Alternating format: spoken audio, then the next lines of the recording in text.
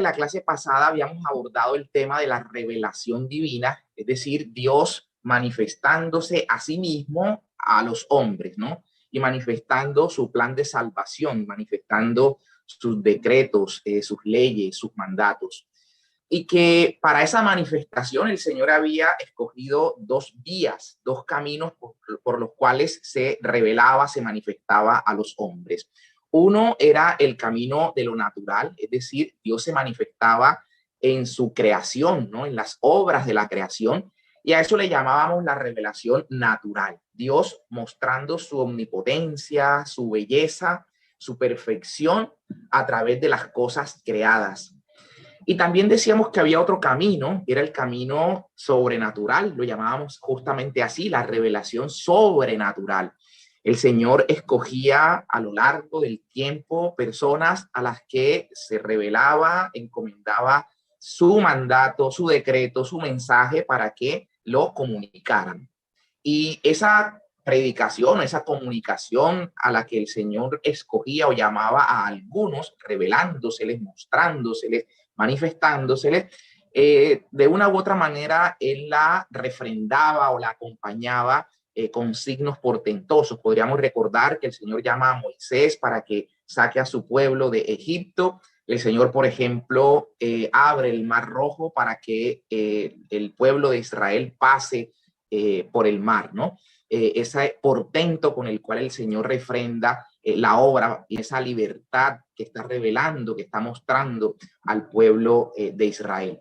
Así lo sustenta en el desierto, milagrosamente haciendo llover pan del cielo, que sería ello un signo de Cristo, como el cruzar el mar rojo sería un signo del bautismo, ¿no? Pero en resumidas cuentas, esa manera como el Señor, habiendo escogido a algunos, recordemos que antes había el Señor sacado a Abraham de Ur de los Caldeos, y toda esa historia que seguramente veremos en algún momento más adelante, el Señor escoge luego a profetas que van llevando su mensaje, y dice la carta a los hebreos que en la plenitud de los tiempos el Señor le ha placido manifestarse a través de su Hijo Jesucristo. Justamente la plenitud de los tiempos es lo que se conoce como la paz augustea, ¿no? En la época del emperador Octavio Augusto, cuando reinaba una paz casi que absoluta en el imperio romano. Recordemos si a veces en nuestras parroquias, si es que se hace lo que se llaman las calendas en Navidad, ese pregón, que así como hay un pregón en la Pascua, pues también hay un pregón de Navidad, y ese pregón de Navidad habla justamente de esa paz que reinaba en el mundo en esa época de Octavio Augusto. De hecho, en Roma, cuando en alguna provincia o en alguna parte lejana del imperio había guerras, se abrían las puertas del templo de la diosa Juno, a la cual se le pedían o se le hacían oraciones en el imperio, encomendando precisamente las victorias y el triunfo en las distintas batallas que libraba el imperio romano. Pero en este tiempo en particular esas puertas estaban cerradas justamente porque reinaba una paz. Entonces, esa plenitud de los tiempos en la que el Señor nace, y ahí entonces se encarna el logos de Dios, la revelación máxima de Dios, lo que tenía por decir él, lo dice de manera completa, plena en la persona de Cristo. Entonces creo que ahí cerrábamos, ¿no? De ver cómo la revelación divina tiene su culmen en Jesucristo el Señor. Decíamos que si bien existe, además de esta revelación natural y sobrenatural, también decíamos que la revelación sobrenatural, revelación que puede ser también pública o que puede ser privada, y eso creo que lo hablábamos, ¿no? Como para no enredarnos con las revelaciones privadas que a veces se escuchan, decíamos que la revelación pública que se condensa en el misterio pascual de Cristo, donde Dios lo ha dicho todo. Y que San Juan de la Cruz justamente nos dice que si le pedimos al Señor que se siga revelando, que nos siga hablando, que se siga mostrando, sería como, seríamos unos desagradecidos, ¿no? Porque ya lo ha dicho todo. Ahora, es cierto que hay revelaciones privadas que nos van a llevar a una mejor comprensión de la revelación pública, pero no nada nuevo, ¿no? Nada nuevo. Simplemente que nos va a permitir comprender de mejor manera y a mayor profundidad la revelación pública que, repito, se ha planificado, consumado en la persona de nuestro Señor Jesucristo. Entonces, esa revelación, la revelación sobrenatural, esta revelación que en Cristo ha encontrado su plenitud, ha sido también transmitida. O sea, vamos a mirar ahora cómo, y serían dos temas los que hoy vamos a tratar de abordar. Uno, justamente la transmisión de la revelación, y el otro sería la inspiración divina. Es un tema que vale la pena que lo revisemos, ¿no? Porque a veces se presta un poco a equívocos esto de la inspiración. Entonces, empecemos por esta primera parte, que sería, repito, la transmisión de la revelación. Para poder hablar entonces de la transmisión de la revelación, es importante ubicarnos en la revelación sobrenatural. El Señor ha escogido a lo largo del tiempo personas que han llevado su mensaje y que al final de los tiempos, repito, en la persona de Cristo quedó consumada esa revelación. Ahora, el Señor Jesucristo, que es el Logos, la palabra misma de Dios, ha comunicado también su mensaje a sus apóstoles. Los apóstoles que convivieron con Cristo, que le escucharon a Cristo de viva voz, sus enseñanzas, el ejemplo que Cristo infundió en su transitar encarnado en la tierra, los apóstoles lo han sabido transmitir. Pero aquí quiero señalar algo importante, y es que los apóstoles no solamente han transmitido este mensaje de Cristo que ha querido él que se mantenga inerrante, ¿no? Sin errores, que se mantenga inalterado. Entonces, no solamente ellos han transmitido lo que oyeron al Señor, lo que vieron del Señor, sino que también han sabido transmitir lo que el Espíritu Santo a ellos les ha inspirado.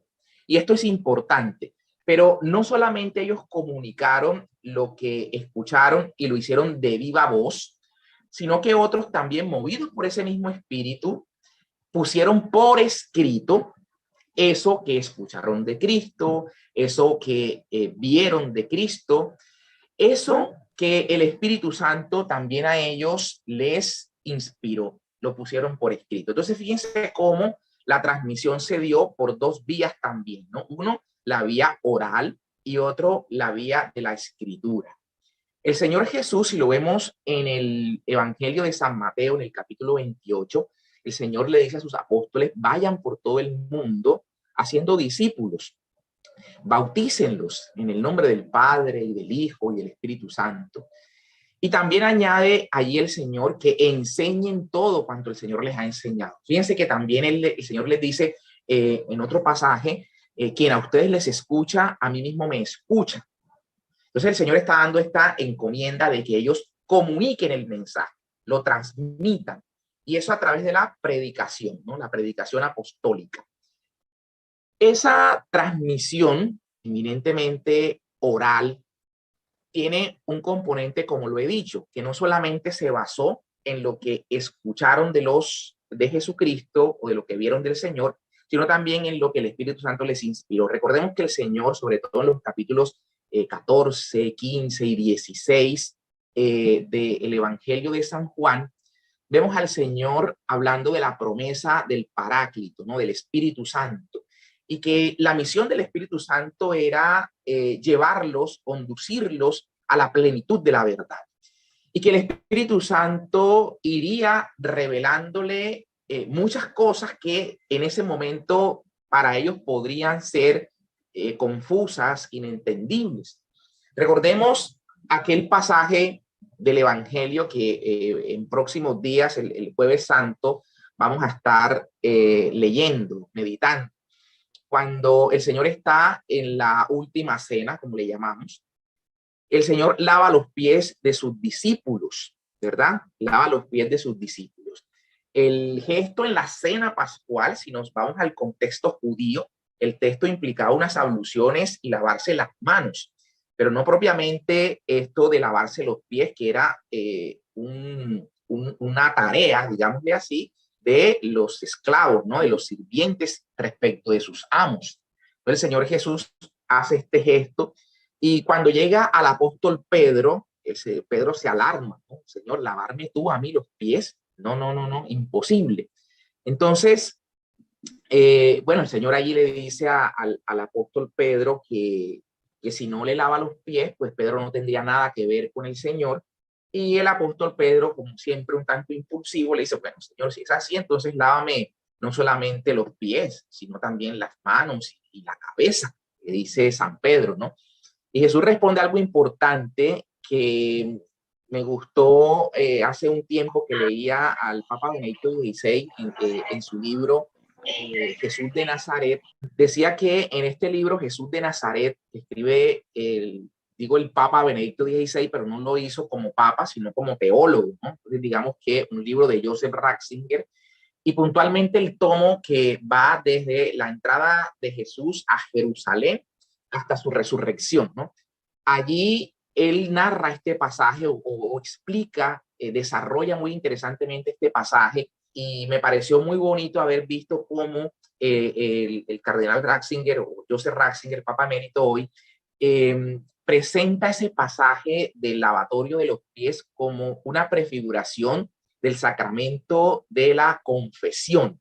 O sea, como cuando le dice Pedro a Jesús, lavarme, Señor, tú a mí los pies, no, lávame las manos y la cabeza, que le dice después, no, lávame las manos y la cabeza, y le dice Jesús, no, el que ya se ha bañado no necesita volverse a lavar, ¿cierto? O sea, refiriéndose allí, dice el Papa, haciendo citas de otros teólogos, dice, esto apunta al sacramento del bautismo, el baño de regeneración, aquel que se ha bañado un solo bautismo. Recordemos que la iglesia siempre ha entendido que aún aquellos que apostataron, los llamados lapsis, que iban a rendir tributo a dioses paganos o renunciaban de la fe, apostataban y luego querían regresar al seno de la iglesia, se pensaba en algún momento que debían volverse a bautizar y no, la iglesia dejó en claro, como dice el apóstol San Pablo, un solo bautismo, un solo bautismo.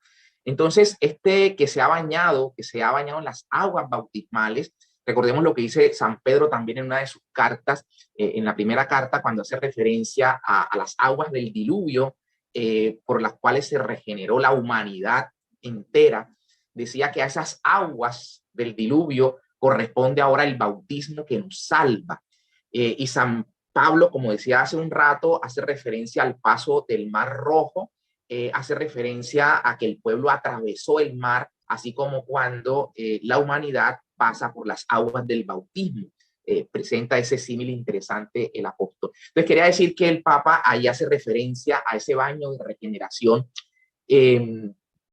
enfocado estas palabras de Jesús, que no se puede bañar de nuevo aquel que ya ha sido lavado, pero entonces le lava los pies, y ese lavar los pies es como para decir, listo, hay un bautismo, pero sé que a lo largo de su peregrinar por la tierra van a tropezar, van a caer, y ahí sí necesitamos que los pies sean lavados, ¿no? Que las manchas del pecado sean lavadas y se reconduzca el camino. Entonces ahí hay una figura, en ese caso, del sacramento ahora de la penitencia. Quería hacer esa anotación, diciendo por lo que Jesús le dice al apóstol Pedro, no, Pedro, esto que yo hago, tú no lo entiendes ahora, tú no lo entiendes ahora. Entonces, evidentemente mostramos muchas veces que el Señor Jesucristo presentaba su mensaje en parábolas, por ejemplo, y luego tenía que explicarles porque ellos no lo entendían, o cuando en la transfiguración el Señor inmediatamente dice que el Hijo del Hombre tiene que padecer, que tiene que ser crucificado, llega y hasta le dice a Pedro, apártate de mí, Satanás, ¿no? Porque no piensas como Dios, sino como los hombres. Y porque Pedro no entendía lo que el Señor estaba en ese momento diciendo. Entonces, no había comprensión, y el Señor le está diciendo, el Espíritu Santo entonces los va a llevar a esa verdad. Entonces quería señalar esto de que ellos comunican o transmiten no solamente lo que vieron y oyeron en un momento de la convivencia con Jesús, sino que también el Espíritu Santo les fue mostrando a ellos en su caminar algunas cosas que incluso habiendo ascendido Jesús, ellos no comprendieron. Y aquí hay un pasaje muy interesante que quiero que pongamos cuidado justamente para demostrar lo que quiero contar, lo que estoy tratando de explicar en este punto. Y es el pasaje que vemos en el capítulo 10 de los Hechos de los Apóstoles. Allí vemos a un personaje que lleva por nombre Cornelio, ¿no? Cornelio, un centurión de las tropas del ejército romano, vivía en Cesarea, había dos Cesareas, recordemos que se nos cuenta en Mateo 16, se nos habla de Cesarea, que allí se refieren a Cesarea de Filipo, ¿no? En este caso, Cornelio está en Cesarea la Marítima, una ciudad portuaria. Entonces, este Cornelio está ahí en Cesarea y está orando. Dice, si mal no estoy, que era la hora nona, las 3 de la tarde, ¿no? Tercia a las 9, la sexta a las 12 y la nona a las 3 de la tarde.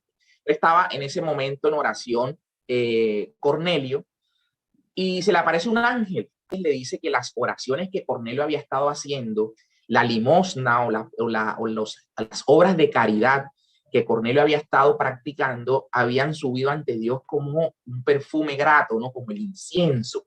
Qué bonito eso, eso para que lo tengamos presente como Dios se fija de este hombre que no era judío, era un pagano, era un gentil, sin embargo dice el texto que era temeroso de Dios y había reconocido tanto tiempo entre los judíos, había reconocido al Dios verdadero que se había revelado al pueblo de Israel y no le era ajeno a este hombre gentil, pagano, que se acercó al Dios de los judíos y entonces era piadoso, oraba con fervor y hacía y practicaba caridad, ¿no? Practicaba la caridad y eso Dios lo ve.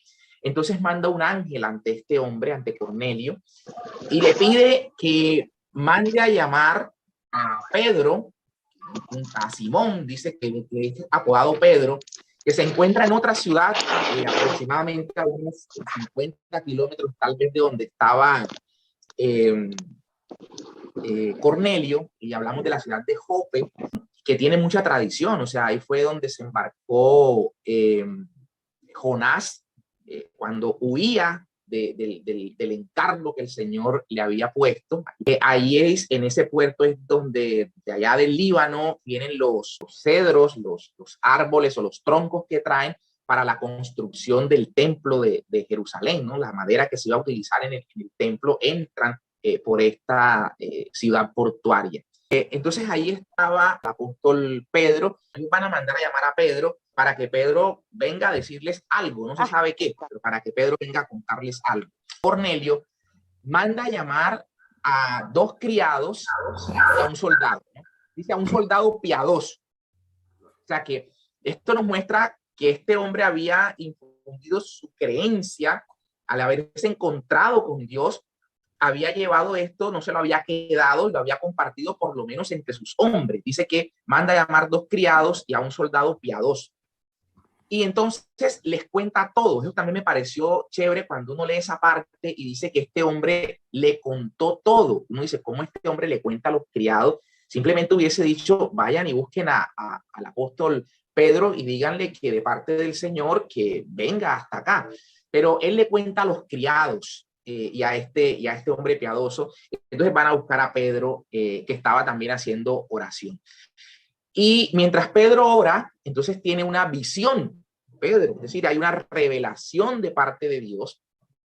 Y Pedro, en medio de esa revelación, que podríamos decir una revelación privada que tiene Pedro, que lo que va es, repito, a profundizarle la revelación pública que ya está plenamente dada. Entonces Pedro, teniendo esa visión, con un lino amarrado por las cuatro puntas y con toda clase de animales, ¿no? Reptiles, aves, etcétera. Y una voz que oye Pedro le dice, Pedro, sacrifica o mata y come, mata y come. Entonces Pedro dice enseguida, como buen judío, no, nunca he comido animal impuro. Dice que hay la misma voz por segunda vez le dice al apóstol San Pedro, no llames impuro lo que Dios ha purificado.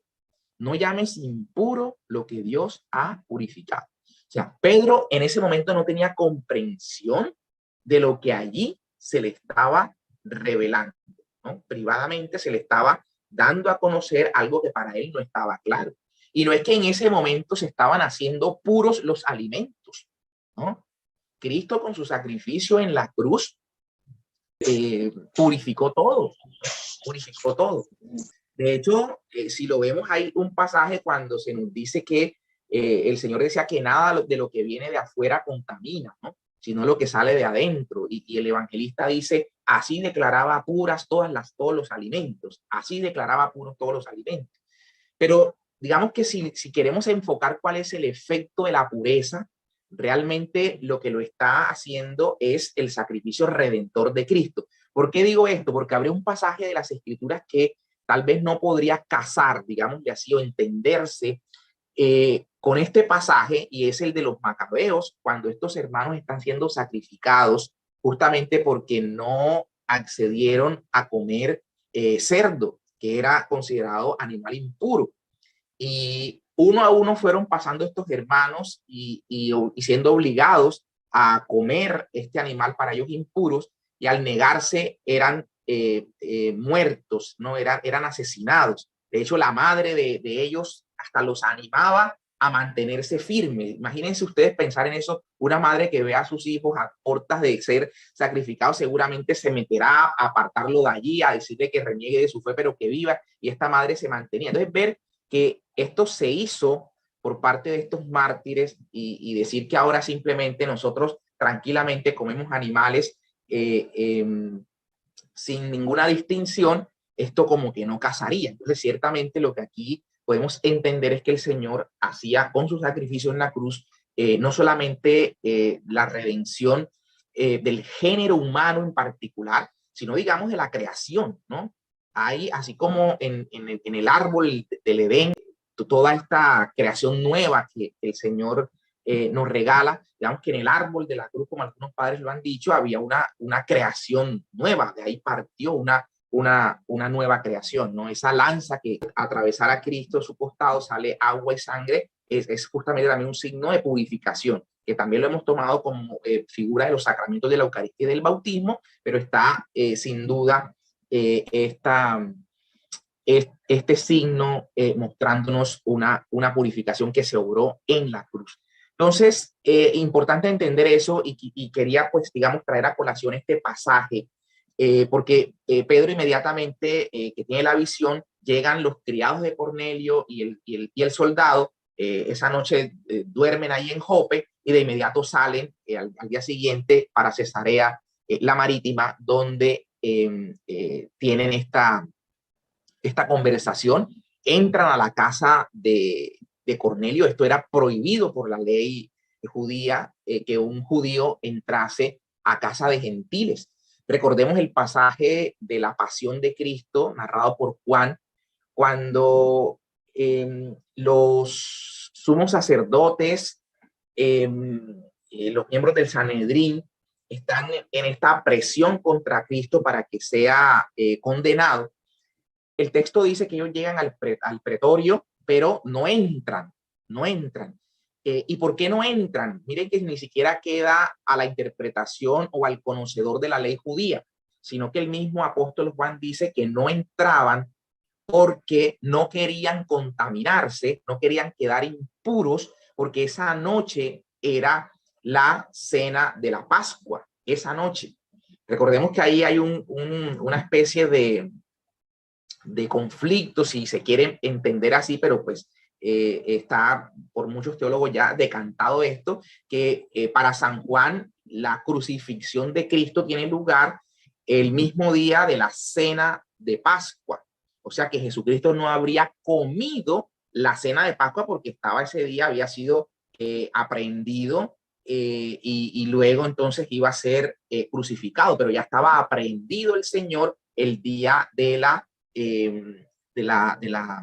cena de Pascua. Por eso San Juan presenta la cena como que Jesús se reunió antes sabiendo, y la liturgia ha tomado esas palabras, ¿no? Dice, sabiendo que iba a reconciliar todas las cosas en sí mismo. Tomó pan. Tenemos esa oración de consagración en la plegaria eucarística, si mal no recuerdo, creo que es la plegaria eucarística 3, que tiene esas palabras en particular. Pero los otros evangelistas, los sinópticos, o sea, Mateo, Marcos y Lucas, nos presentan la crucifixión de Cristo luego de la cena de Pascua.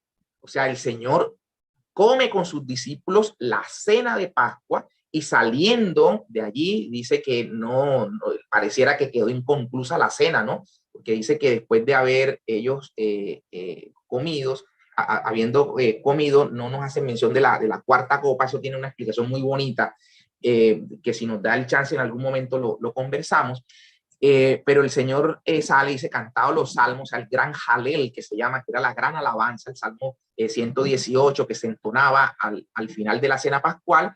Ellos salen y ahí viene la aprehensión. O sea, el mismo día de la cena de Pascua, después de haber comido, lo aprenden y al día siguiente sería la crucifixión, ¿verdad? En cambio, Juan nos está diciendo que el Señor es sacrificado el mismo día y a la misma hora en la que se inmolaban los corderos en el templo, ¿no? Entonces, cuando los corderos estaban siendo inmolados, se sacrificaban los corderos en el templo y luego cada quien llevaba sus corderos para la cena en la casa. Entonces el Señor muere precisamente a la hora de ese sacrificio, justamente el día de la cena pascual, el día de la cena pascual. Y por eso entonces nos dice San Juan esto, que cuando a él lo llevaban, estaba apresado y lo llevaban ante el pretorio, se dice allí que ellos no entran para no quedar impuros, ¿no? Para no contaminarse y poder comer la cena pascual. Ellos pretendían comer la cena pascual en esa noche, ¿no? Y Jesús había sido allí crucificado. Había sido aprendido y sería crucificado entonces ese día, ¿no? En que se sacrificaban justamente los corderos. Entonces quería decir esto porque el pasaje que estoy tratando con el que estamos tratando de corroborar esto de la inspiración que se da luego de lo que oyeron de Jesús, ahora el Señor le estaba revelando esto a San Pedro, que no lo había entendido antes, y él va entonces camino donde Cornelio, y entonces entra a la casa de Cornelio y lo advierte. Bueno, vengo porque con lo que él había escuchado y lo que estaba viendo en la casa de Cornelio y la visión que vio, San Pedro entendía, y lo dice así: el Señor me ha enseñado, miren que usa esas palabras, el Señor me ha mostrado que no puedo llamar impuro lo que Él ha purificado y que no puedo hacer acepción de personas, ¿no? No puedo hacer discriminación de personas. Entonces Pedro eso lo entendió en ese momento, pero no lo entendió mientras Jesús estuvo con él.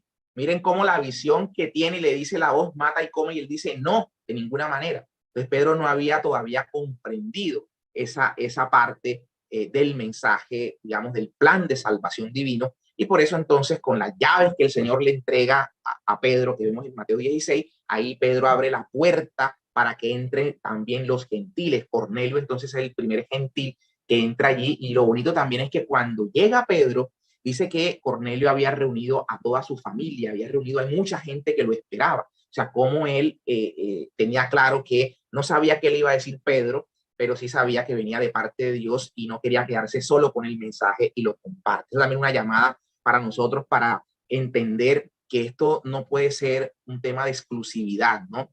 La salvación no es individual, la salvación no es individual y por tanto, primeramente con el ejemplo, por supuesto, pero estamos llamados también a compartir aquello que el Señor nos va enseñando, nos va mostrando.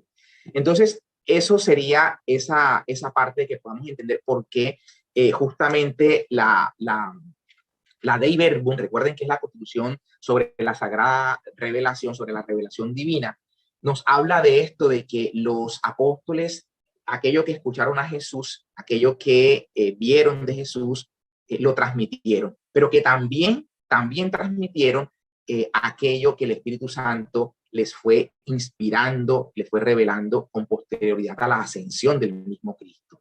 Y eso entonces lo hicieron comunicándolo de viva voz, pero también lo hicieron expresándolo por escrito, ¿no? Lo pusieron por escrito. Miremos precisamente que en el caso del apóstol Pedro, él predica, ¿no? Él no escribió, por lo menos de la vida de Jesús, o sea, no tenemos un evangelio. Existió en un momento, o digamos en los primeros años del cristianismo, siglos del cristianismo, se nos presentó un supuesto evangelio de Pedro y un apocalipsis de Pedro, pero que fueron, digamos, descubiertos que eran libros apócrifos, ¿no? Algunos que para darle autoridad al texto, algunas corrientes que se habían infiltrado en el cristianismo en los primeros siglos, corrientes de tipo gnósticas, habían escrito estos evangelios y para darle fuerza, entonces ponían un nombre de un apóstol, ¿no? Para tratar de darle autoridad.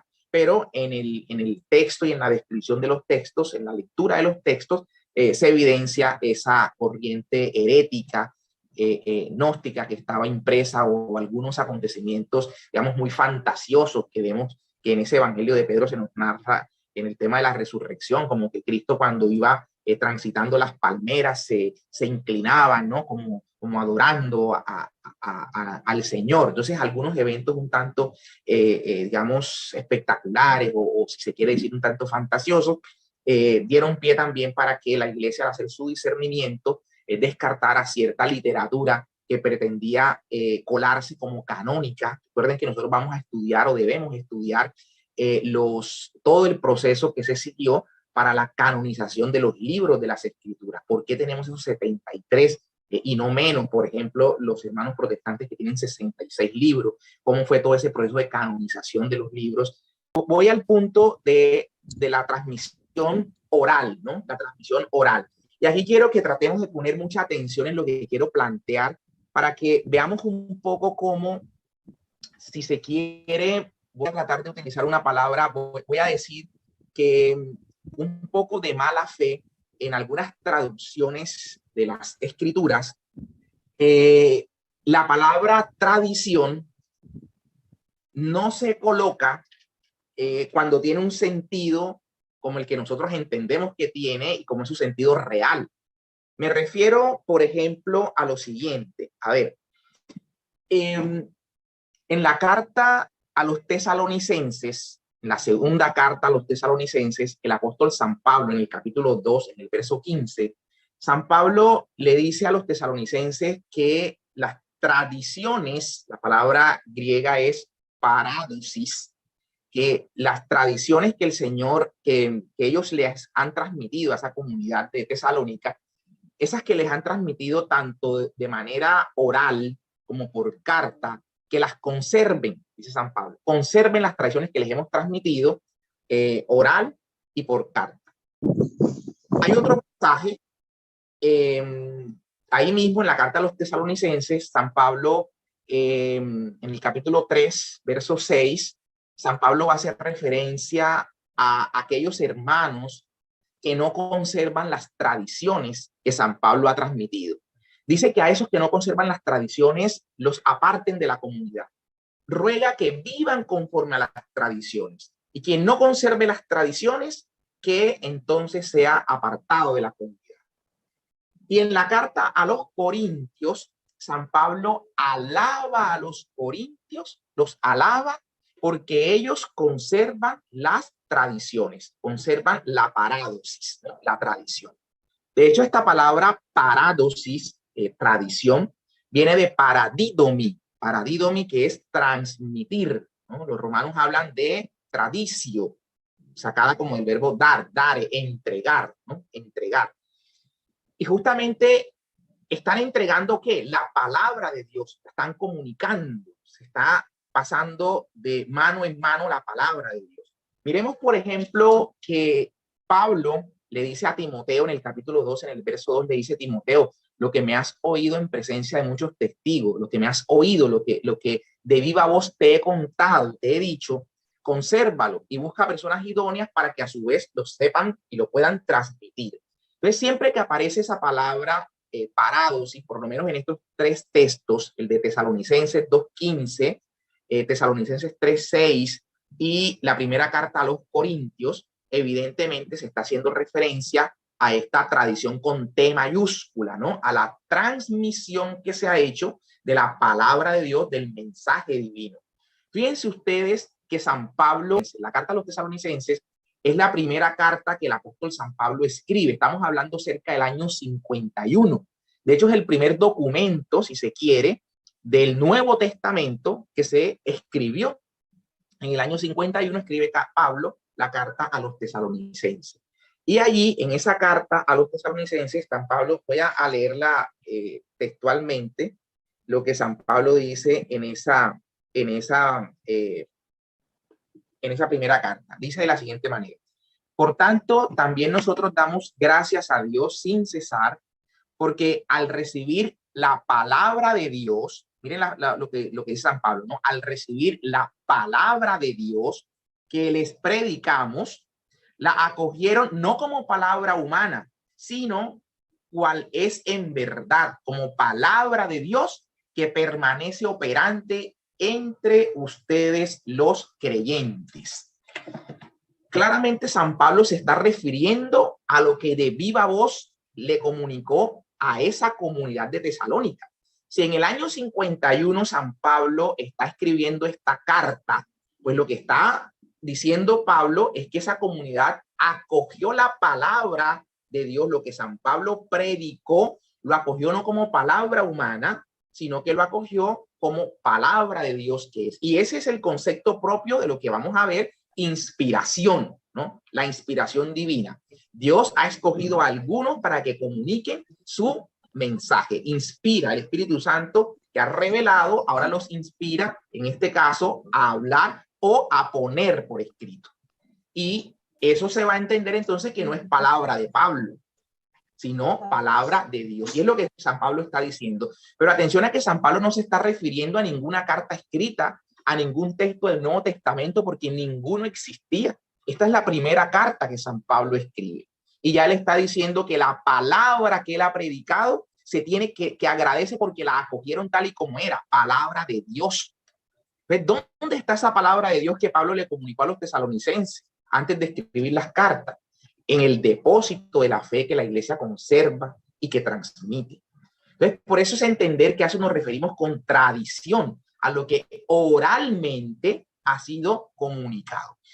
¿Qué quiero resaltar? Que si ustedes buscan una Biblia como la Biblia Reina Valera, que es la Biblia empleada mayormente por nuestros hermanos que no profesan la fe católica y que en Dios esperamos que algún día seamos una sola iglesia.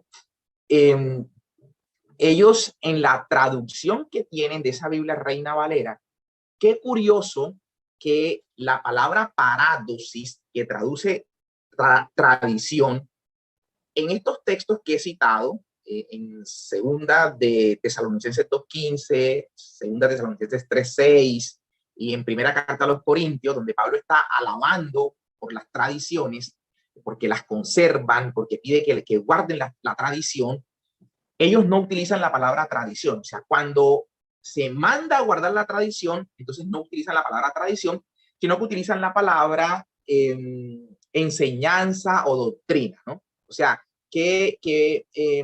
os ruego, hermanos, que guarden la doctrina. Los alabo porque guardan la doctrina. Y la palabra doctrina o enseñanza es didascalia en griego, didascalia. O sea, ahí no cabe que esa palabra enseñanza o doctrina la leamos así en el español, porque en el griego tendría que decir didascalia y no dice didascalia, sino que dice parádosis. Y parádosis traduce única y exclusivamente tradición. Miren ustedes que en el Evangelio de Mateo, cuando el Señor condena las tradiciones de los fariseos, ahí sí traducen parádosis como tradición. O sea, cuando la palabra tradición tiene un componente negativo, la traducen tal cual tradición. Pero cuando tiene este componente positivo, que hay que guardarla, qué curioso que ahí no traducen tradición, sino disque enseñanza o doctrina. Entonces hay una intención, puede uno percibir, de marcar con un componente negativo la expresión tradición, y así se ha hecho creer. ¿Qué es lo que está condenando el Señor Jesús en ese Evangelio de San Mateo, que también Marcos hace referencia a que en algunos casos los fariseos habían cambiado el mandamiento de Dios por sus tradiciones, ¿no? Por preceptos humanos, como por ejemplo cuando el mandamiento dice honra a tu padre y a tu madre, ¿verdad? ellos habían llegado a prescribir en sus, digamos, disposiciones entre ellos, habían llegado a disponer que quien daba en corbán o en ofrenda sus bienes, dinero al templo, quedaba relevado de la asistencia, de la ayuda a sus padres. O sea, esa burla a la ley, ¿no? Burlar la ley en semejante tema tan neurálgico, en la asistencia al padre, a la madre, y salir a decir que papá y mamá, yo no tengo nada que ver con ustedes, no estoy obligado a cumplir ese mandamiento porque mis bienes han sido puestos al servicio del templo, ¿no? O yo he dado ofrenda al templo. Y si doy ofrenda al templo, yo quedo relevado de cumplir el mandamiento de honrar a mi papá y a mi mamá, ¿no? Asistirlos, apoyarlos económicamente. Entonces eso lo que muestra es ver cómo se buscaba era el cumplimiento de la ley por la ley, ¿no? Simplemente apegarse a la literalidad de una norma y no buscar la esencia que esto tiene de la retribución y la generosidad con la que los padres han tratado a los hijos, o así sea que ni siquiera se haya sido, porque no te dice honrar al padre bueno y a la madre buena, ¿no? Honrar al padre y a la madre, si sea que haya sido el peor de los padres o la peor de las madres, honrarlo. No hay ninguna distinción en eso ni ningún calificativo. Honrenlos, cualquiera haya sido y cómo haya sido papá y mamá, ¿no? Nuestra tarea es honrarlo. Ojalá sea, digamos, una retribución por la generosidad, por el solo hecho de que contribuyeron a nuestra existencia.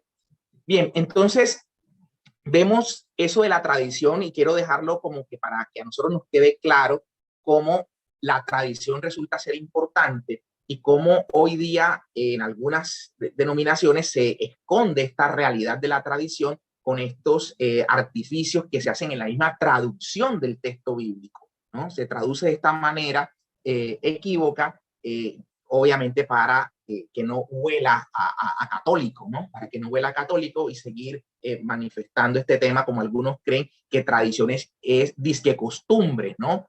Como lo que nos han enseñado los abuelitos. Entonces, eso es la tradición. No, la tradición es la manera como se comunicó oralmente la palabra de Dios y cómo se iba conservando y transmitiendo de manera oral.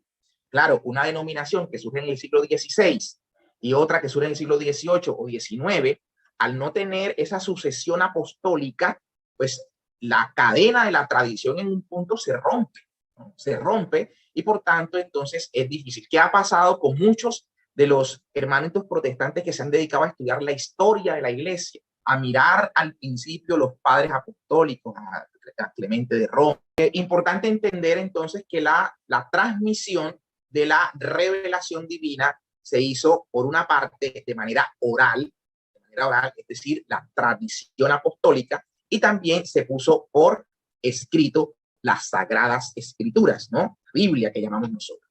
Entonces, la revelación divina está depositada en esos dos grandes recipientes, ¿no? El recipiente de la tradición y el recipiente de las sagradas escrituras. Y para que se mantenga inerrante, para que se mantenga inerrante, para que se mantenga ese mensaje incorrupto, los apóstoles que transmitieron, un segundito que estoy en el celular y estaba entrando un mensaje y se me apareció en la pantalla ese mensaje. Bien, entonces decía que los apóstoles que transmitieron el mensaje se encargaron de ordenar o de dejar y constituir sucesores suyos, ¿no? Los obispos, y transmitirle ese magisterio que estuvo puesto en cabeza de los apóstoles para predicar, para enseñar. Ahora los obispos, los sucesores, son los encargados de explicitar ese mensaje, de conservarlo y de interpretarlo conforme a esa inerrancia. ¿De qué serviría que tengamos unas escrituras que contengan la verdad, que sean inerrantes, no haya error en ellas, pero que esté sujeta al error interpretativo de cada cual? No tendría sentido, ¿no? Entonces el Señor, que ha edificado su iglesia, ha dejado como sucesores de los apóstoles a los obispos a efectos de que en ellos se mantenga ese magisterio y esa autoridad para interpretar tanto las Sagradas Escrituras como la tradición apostólica. Por eso nosotros tenemos esa triple fuente de donde bebemos, ¿no? De uno, la tradición, dos, las Sagradas Escrituras y tres, el magisterio. Y el magisterio no está jamás por encima de la revelación. Dice la Constitución Dei Verbum del Concilio Vaticano II que no está por encima, sino que está al servicio de, que es distinto. El magisterio está al servicio de la palabra de Dios escrita y oral. A servir a la palabra está puesto el magisterio. Entonces son esas, digamos, las tres fuentes. Y ahí tenemos entonces cómo se ha transmitido. En cuanto a la inspiración, pues no es más que entender nosotros que el Señor ha escogido, como lo he dicho, a algunos con el ánimo de que ellos pongan por escrito, sobre todo la inspiración entendida y referida a las Sagradas Escrituras, para asumir que se trata de palabra de Dios. Fíjense que cuando vamos a la celebración eucarística, ¿qué nos dice el proclamador, no? Lectura de la carta del apóstol San Pablo a los Corintios. Hasta ahí no hay nada de admirarse. Nosotros estamos sentados oyendo a alguien que está proclamando una lectura. Pero cuando esta persona acaba de proclamar la lectura, finaliza la lectura, ¿qué dice? Palabra de Dios. Y nosotros asentimos, creemos que verdaderamente lo que ahí se ha proclamado es la palabra de Dios, diciendo te alabamos, Señor. Y cuando viene la lectura del Evangelio, también un tips aquí litúrgico, nos ponemos en pie, ¿no? No nos ponemos en pie cuando el sacerdote o se levanta, que a veces decimos siempre miremos, pero si él se levanta, nos levantamos. Eso es correcto, ¿no? Pero lastimosamente hay sacerdotes que estamos haciendo la aclamación del Evangelio, el aleluya, en los tiempos que no son, que no son de Cuaresma, o el canto de aclamación que corresponda, como lo es en Cuaresma, y ellos se hace en pie, ¿no? Ellos se hacen en pie.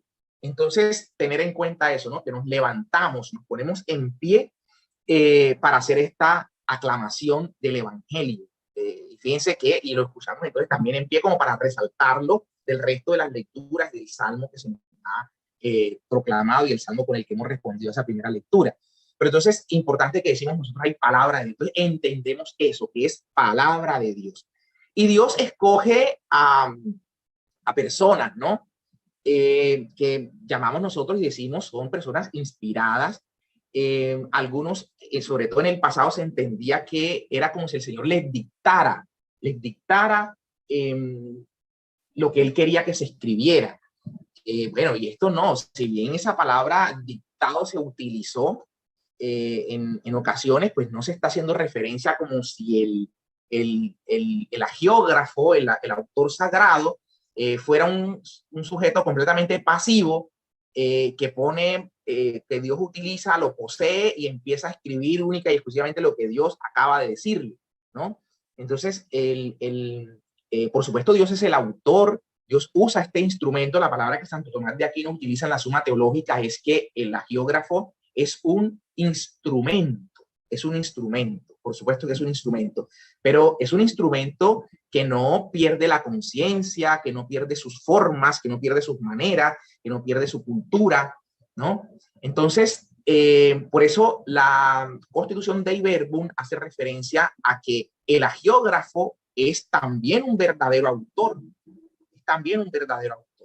Entonces entendemos a Dios como el autor primario y principal del texto sagrado.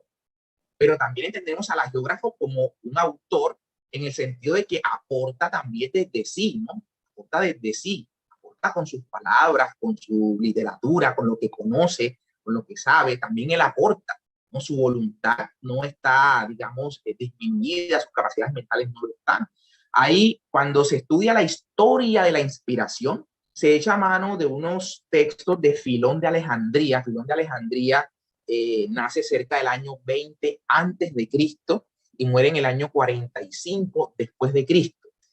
Y Filón de Alejandría, un judío, ¿no? Un judío, pero un judío helenizado, es decir, estudió Alejandría, Alejandría de Egipto, la ciudad de Alejandro Magno, una de las ciudades fundadas por Alejandro Magno, donde de hecho se tuvo la primera traducción, que de eso vamos a hablar, de las escrituras hebreas, que se llama la Septuaginta, ¿no? Por allá por el siglo tercero antes de Cristo, en épocas de Ptolomeo Filadelfo II, se manda a hacer esta traducción de los textos hebreos al griego. Y Filón de Alejandría, entonces, era un filósofo también, un filósofo helenista. Entonces, con toda esa cultura griega de Filón, donde entiende lo que pasaba en estas culturas con la profecía, ¿no? Que estaban estas mujeres profetizas que entraban como en éxtasis y decían cuánta cosa podían decir y luego venían unas interpretaciones sobre eso.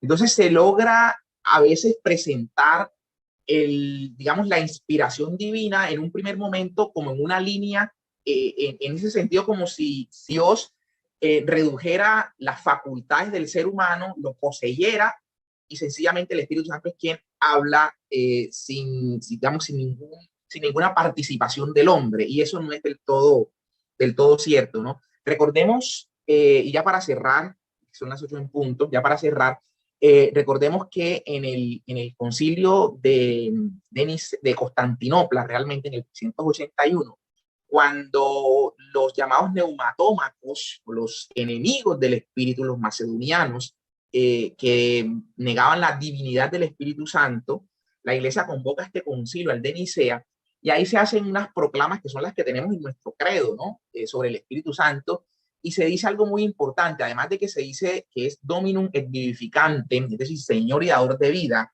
se dice qui locutus exper profetas, es decir, quien habló por los profetas, quien habló por los profetas. Y así lo entendemos nosotros, ¿no? De que cuando nosotros leemos a Isaías o leemos a Jeremías, nosotros sabemos que es el Espíritu Santo quien en ellos habló, ¿okay? Habló, y por eso entendemos que es palabra de Dios. Entonces la inspiración tiene que ver con esto, ¿no? La inspiración tiene que ver a que Dios los ha movido, su Espíritu Santo los ha inspirado a hablar y ellos han hablado de parte de Dios, han hablado de parte de Dios. Ahora, ¿son conscientes o no son conscientes de lo que dicen? Fíjense que Dios ha utilizado incluso profetas que ni siquiera se han dado cuenta que lo fueron, ¿no? Por ejemplo, Caifás, en el juicio de Jesús, dice Caifás que conviene que muera un solo hombre por el pueblo a que mueran todos, ¿no? Entonces, dice el escritor sagrado, Caifás dijo eso porque en ese año era sumo sacerdote. O sea, él le da carácter profético a lo que dijo Caifás, pero Caifás no estaba consciente de eso, no estaba consciente de eso. Entonces, podríamos decir que hay inspiración en cuanto a que el Espíritu Santo toca y hace hablar, ¿no? Y hace hablar. Entonces, hablamos también de que la inspiración, cuando el Espíritu Santo ha llamado a escribir, a poner por escrito, muchos ni siquiera eran conscientes de que lo que estaban escribiendo era palabra de Dios propiamente, ¿no? Algunas de las cosas que estaban escribiendo. Ahora, también hay momentos en los que el escritor sagrado puede diferenciar qué es palabra suya y qué realmente ha sido revelado por Dios. San Pablo lo hace. Cuando da un consejo, San Pablo, sobre el tema de la castidad, dice, esto es opinión mía, sobre esto no se me ha mandado a decir nada, ¿no? De parte de Dios, pero yo le doy este consejo. Entonces él está sabiendo distinguir qué es lo que ha recibido de revelación y lo ha hecho de manera inspirada para ponerlo por escrito y qué corresponde a palabras de él. ¿Okay? Bueno, ahí me estoy extendiendo, voy a cerrar allí, por si hay algunas preguntas, adelante. Gracias, doctor Fabián. Qué interesante y qué necesario este recorrido así tan claro y digamos que en estos niveles que usted nos viene trayendo desde la introducción. Y porque esa es la idea justamente de este curso bíblico, poder hacer este recorrido paso a paso hacia una comprensión muy clara de la Sagrada Escritura. Muchas gracias por acompañarnos y llevarnos así de la mano como a pequeños que queremos entender más de la Biblia. Bueno, como dice el doctor, pues si hay alguna inquietud, alguna pregunta que quieran hacer, pues adelante. Amparo dice, gracias, profesor Fabián. Amparo, bueno, muy bien, gracias. ti por la participación. Sonia, Patricia, adelante. Buenas noches a todos. No, sobre el tema, doctor Fabián, muy claro. Las palabras pues que nos enseñó, yo pienso que es cada día más enriquecedor estar en este grupo. De todas maneras, Dios le pague y no. Antes entusiasmando, para mí es un entusiasmo poder asistir en este momento porque he clarificado muchas dudas. Dios les pague y gracias por la oportunidad. Gracias a ti, Sonia, gracias por tu atención. No, decirle al doctor Fabián que muchas gracias. Esto es un abrebocas para uno irse metiendo en ese misterio que es, primero, la palabra de Dios y la vida de uno, ¿no? Porque al fin y al cabo vamos encontrándonos con todo este misterio que vamos descubriendo a través de estas charlas tan bellas. Y bueno, estos son abrebocas para seguir adelante. Yo pienso que cuando uno, como el doctor Fabián, esa explicación tan clara, nos va dando ese ánimo de seguir adelante. Doctor Fabián, Dios le pague, muchas gracias. Estaremos siempre pendientes y bueno, Dios le pague.